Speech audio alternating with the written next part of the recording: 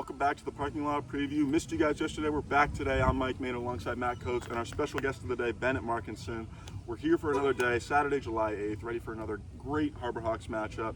Today we have the Hyannis Harbor Hawks taking on the Brewster Whitecaps. Hyannis coming in 10-11-1, Brewster coming in 9-12-2. So two very similar records. We're here at McKean Park, ready for a great game. We'll move back to last night for a quick recap. Matt, I'll kick it to you. What did you see in that game last night against Katuitt? Yeah, Mike, last night we fell 8-6 in a matchup at Katuitt. Unfortunate game, and while we only lost by 2 runs, I feel like it was never that close. We got most of our runs in 1 inning, and they're due to some errors on the defense. So while we only lost by 2, it wasn't our best showing, which we saw when we interviewed Coach after the game. He was clearly upset.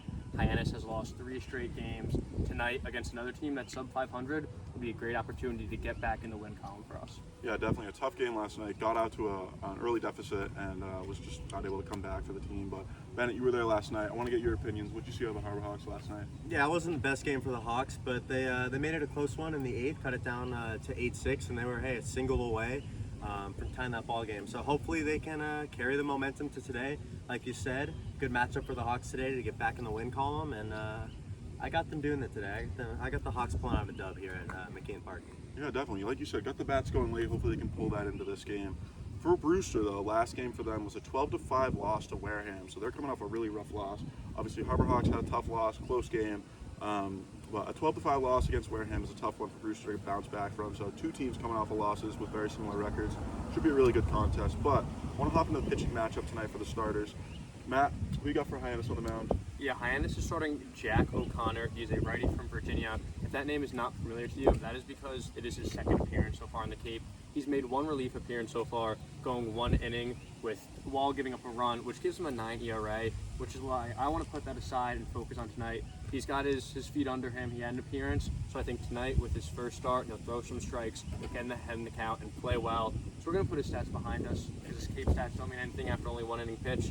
But at school, he had a 3.86 ERA with 64 Ks, just over 65 innings. So we know this guy has some good stuff, and hopefully he shows it tonight. Yeah, definitely. And again, he's starting tonight, which will be his first start of the season on Cape, and he was used to starting at school. I believe he had 11 starts at Virginia, so it should be more comfortable for him. We'll see what he can come up with. On Brewster's mound tonight, I'm going for Javen. We have no idea how to pronounce his name. Javen Pimental, lefty from Missouri, Columbia. So far on the Cape, he has 4 appearances, 2.85 ERA with 15 Ks. So pretty good for him. All 4 appearances have been starts, and he's pitched 19 innings. So a lot more experience on Cape for Pimental over O'Connor for the Harbor Hawks. So it should be an interesting matchup there. But like I said earlier, Brewster's coming off a tough loss. Hyannis coming off a tough loss. Both pitchers should even out, and hopefully the Harbor Hawks can get the bats going like they did late last night. So we'll move on. I want to hop in with Bennett Markinson over here. Bennett is a Division I catcher athlete at Northwestern University. Bennett, you've been involved with summer league, summer baseball. I want to get your opinions. What's the difference between summer ball and spring ball with your school team? Yeah, I think summer ball is a great opportunity for a lot of guys to focus on what they need to improve. A lot more relaxed environment where if you need to work on stealing bases, if you need to develop a certain pitch, you can kind of go out and show that. And it's not as high stakes in season with trying to perform for your school. But the competition in the Cape, I think, is the best there is.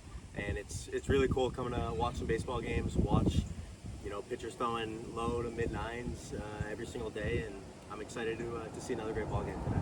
Yeah, definitely. You talked about how you've been watching the games. What's your experience been like as a spectator, versus usually you're playing with and against these type of guys? What's it been like kind of watching from the sideline? Yeah, I mean, it's really cool seeing it from the other side of things. I think in the Cape especially, the amount of analytics and people behind the scenes that are doing work and helping players learn what they need to work on, using kind of data, the TrackMan, the baseball ops team for Hyannis especially. I mean, the amount of work that goes in on a daily basis to try and get the most out of these players is super cool, and it's better here than in any other summer.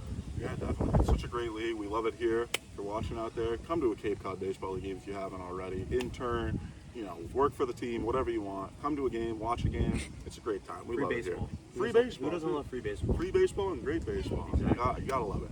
All right, we'll move back to tonight's game, though. I want to hop in with the starting lineup. Matt, this is the first time we've had a starting lineup for a parking lot preview in maybe weeks, maybe months, years. I don't know. It's been a long time. I haven't seen a starting lineup for a parking lot preview in a long time. I'm excited. I'd love for you to let me know who's in the starting lineup for the Hyannis Harbor Hawks tonight. Yeah, I'm juiced up, Mike. We haven't had a starting lineup for the PLP in quite some time, as you mentioned. I'll go through our top three right now. We have Nick Mitchell, who, as I mentioned in my game recap last night, has earned himself a nice 6-game hit streak. So he's quietly stepped in. I think he didn't get a hit his first 2 games, and since then he's sprung right ahead. That's why he's leading off tonight. He gets on base. He's hitting .343 so far this summer, so he knows what he's doing. Zach Earhart has climbed into the 2 spot, a guy that we've talked about a lot for his struggles. He started the season 0 for 25. However, he had his first homer of the season last night. He's doing great, and that's why he's in this 2 spot. And then no surprise in the 3, we have Cam Smith, the third baseman out of Florida State. Been, quite frankly, I'd say our best player so far this summer. And that's why he's in that powerful spot, going to get up in the first inning because he does so well for us. I have to agree. 3 great guys to lead off the order for the Harbor Hawks. Hopefully, like we said, get those bats going from last night, carry that momentum into this one. All right, we'll recap last night's player of the game before we move into our picks for tonight. Last night, at Katuitt, we had Will Armistead getting his second appearance on Cape. He had a rough first outing, only going 2/3 of an inning and giving up a few runs. And his ERA plummeted up to 27, I believe. And he got it way back in control last night. Had a great outing, 4 scoreless innings to get that ERA below, I believe, 4 now, which is phenomenal for him. So really great performance out of him. 5 strikeouts on the night as well. So Will Armistead, great night for him. And we're looking for more pitching tonight, but I think we're probably going to pick some hitters here. I think we're ready for our player of the game picks tonight. Man, I'll start with you. Who you got for your player of the game pick tonight? Yeah, I'm going in the 9 hole. I'm going Trey Lipsy out of Ohio State, an outfielder. Had a little bit of a slow start to the Cape, but I think he's in that 9 spot where he's going to get some fastballs, going to jump on some, and I think he's going to have a real good day out of that spot and end up helping the Hawks win a game. You had some first-hand experience with Trey Lipsy. What was that like for you? Yeah, Trey Lipsy had a few home runs against us my freshman year at Northwestern, so hopefully a little more of that magic tonight. It wasn't fun when it was against us, but now I'll be rooting for it. Yeah, there you go. I'd love to see that. You can always like a guy gets traded, gets moved on to different teams, summer ball. Love that. Love that you can have love for a guy that maybe didn't have much love for you in the games you played against him. Hey, I'm going to respect the conference. Big Ten loves Big Ten. There you go. All right. For my pick, I'm going to go with the man I've probably picked the most so far this season, Eric Snow. Legatron, Quadzilla, say quads, whatever you want to call him. The man's got some quads. He's got some power. We haven't seen a home run out of him. I'm going to do it, guys. Home run call for Eric Snow tonight. I'm looking for it, okay? Wind going out. I'm looking for it. Wind going out. Nice cloudy day. Sun's not going to be in his eyes. I don't know why that matters. Look, he's gonna get a homer. He's gonna take one deep on Pimentel for Brewster. I'm liking Eric Snow to have a big night tonight, and he's been smooth in the field, smooth in the batter's box. I think he had when we wrote that story on the first third of the season, I believe he was second in the team in batting average. Sleeper. He really hasn't been otherworldly.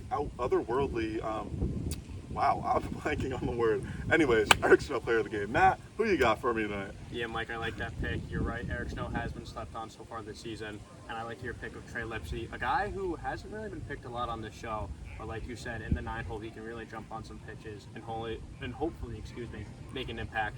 I'm going to go in a different direction. I'm going with Zach Earhart. You heard me talk about him when I mentioned the starting lineup. His first homer of the season last night, he's been lighting it up since he got his first hit. Laying down a bunt to get on first base. His confidence has skyrocketed. He's walking, he's getting on base.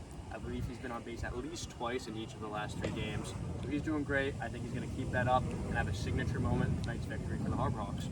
Signature moment. You'd love to hear that. All right. Well, I think that's all we got for today. Hyannis Harbor Hawks taking on the Brewster Whitecaps at McKeon Park at 6 p.m. first pitch. Be there, be square. We love you guys. Thanks for watching. Bennett, thank you so much for being on here. Matt, as always, love you so much. And the sun is not going to be in the hitter's eyes tonight. That should be it's huge. Phenomenal. Yeah, that's the biggest thing today. But you know firsthand about having sun in your eyes. Oh, of course. That's on every single scouting report. Sun in eyes, yes or no. So big note today. Thanks for that insight. Thanks for watching the Parking Lot Preview. We'll see you next time. Go Hawks. Go Hawks.